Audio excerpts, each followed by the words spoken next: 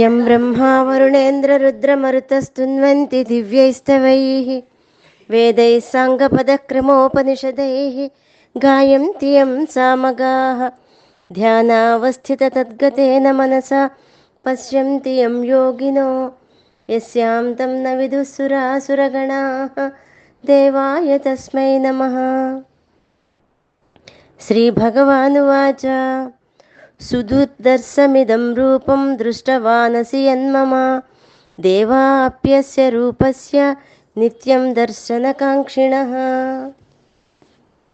భగవానుడు తన విశ్వరూప దర్శనం గురించి అర్జునుడు చెప్పినటువంటి మాటలను విని ఈ విధంగా అర్జునుడితో చెప్తున్నాడు.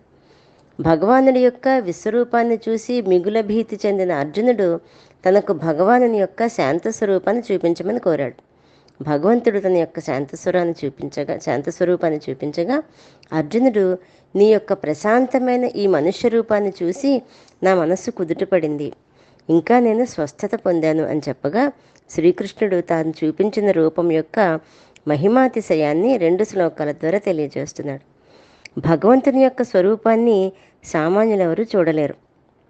అటువంటి దర్శనం కలగాలంటే ఎంతో హృదయ నిర్మలత అంటే చిత్తశుద్ధి, అనన్యమైన భక్తి కలిగిన వారు మాత్రమే దాన్ని దర్శిస్తారు.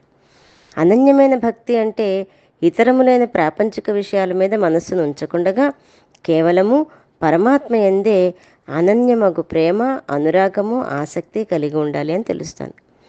పంపకం లేని భక్తి అంటే ఒకసారి అమలినమైన భక్తి, ఒకసారి భక్తి లేకపోవడం, ఇంకా వేరొక వస్తువుపైకి చెదిరిపోని భక్తి, పరమాత్మను తప్ప అన్య వస్తువును కోరుకోని భక్తి అనన్య భక్తి అనబడుతుంది. అటువంటి భక్తి ఏకాగ్రమైనటువంటి నిర్మలమైన మనస్సు ఉంటేనే భగవంతుని యొక్క అనుగ్రహం కలుగుతుంది. భగవంతుని యొక్క అనుగ్రహం ఉంటే ఆయన యొక్క విరాట్ రూపాన్ని చూడగల భాగ్యం తప్పకుండా కలుగుతుంది.